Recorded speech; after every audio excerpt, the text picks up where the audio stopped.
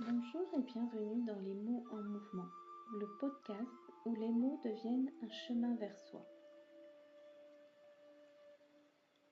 Aujourd'hui, j'avais envie d'aborder un sujet qui me tient particulièrement à cœur. Le lien profond entre notre corps et notre écriture. On imagine souvent que l'écriture est une activité intellectuelle, que tout se passe dans la tête. Pourtant, si l'on prend le temps de s'observer, on réalise rapidement que notre corps parle autant que nos mots. As-tu déjà remarqué que lorsque tu es stressé, ton écriture change? Tes épaules se crispent, ta respiration devient plus courte, ta main se tend. Les phrases sont parfois plus rapides, plus sèches, ou au contraire, tu n'arrives plus à écrire du tout. Notre corps garde en mémoire ce que nous vivons. Les émotions, les joies, les blessures, les peurs, elles laissent toutes une empreinte. Et lorsque nous écrivons, cette mémoire trouve parfois un chemin pour s'exprimer. C'est sans doute pour cela que certaines pages nous bouleversent alors qu'elles semblent pourtant simples. Parce qu'elles ne viennent pas seulement de notre esprit, elles viennent de plus loin, de plus profond, de notre corps. Écrire, c'est ralentir. C'est s'offrir un moment où l'on cesse de courir après le temps pour revenir à l'essentiel. Avant de commencer à écrire, je t'invite souvent à prendre quelques respirations profondes, à sentir tes pieds posés sur le sol, à relâcher ta mâchoire, à détendre tes épaules, à relâcher complètement ton corps pour le laisser parler. Pourquoi ?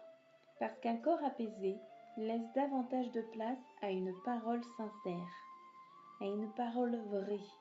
Il ne s'agit pas d'écrire parfaitement, il s'agit d'écrire vrai. Le corps nous donne aussi des indications précieuses pendant l'écriture. Un nœud dans le ventre, une gorge serrée, les larmes qui montent, un sourire inattendu, une sensation de légèreté. Toutes ces réactions sont des messages. Au lieu de les repousser, tu peux apprendre à les accueillir avec douceur. Parfois, il suffit simplement d'écrire ce que le corps ressent. Par exemple, aujourd'hui, ma poitrine est lourde. Ou encore, aujourd'hui, mes jambes semblent fatiguées. Aujourd'hui, je sens une chaleur dans mon cœur. Ces quelques phrases ouvrent souvent la porte à quelque chose de plus profond, de plus sincère, à quelque chose d'enfoui en nous. L'écriture devient alors une rencontre avec soi-même, un tête-à-tête. Et cette rencontre peut être incroyablement libératrice. Nous passons tous beaucoup de temps à écouter ce que le monde attend de nous. Mais combien de temps passons-nous réellement à écouter notre propre corps, nos propres envies, nos propres besoins? Il murmure pourtant en permanence. Il nous parle en permanence. L'écriture lui offre un espace pour être entendue. Et je crois profondément que prendre soin de soi ne passe pas uniquement par le repos ou les loisirs. Prendre soin de soi, c'est aussi mettre des mots sur ce qui nous traverse.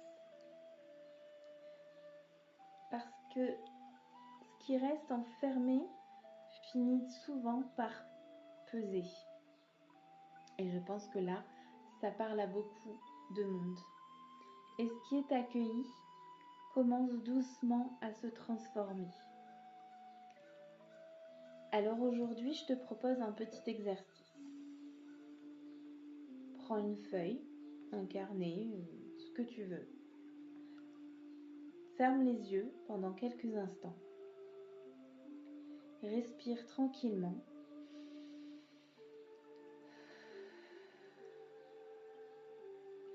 Puis, pose-toi cette simple question. Si mon corps pouvait écrire aujourd'hui, que me dirait-il? N'analyse pas. Ne cherche pas les bons mots. Laisse-toi guider. Écris tout ce qui vient sans jugement. Tu seras peut-être surpris par ce qui apparaîtra sur ta feuille. Merci d'avoir partagé ce moment avec moi. Si cet épisode vous a touché, n'hésitez pas à le partager autour de vous et à vous abonner au podcast Les mots en mouvement pour ne louper aucun épisode.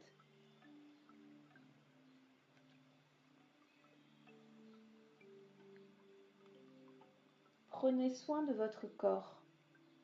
Prenez soin de vos mots.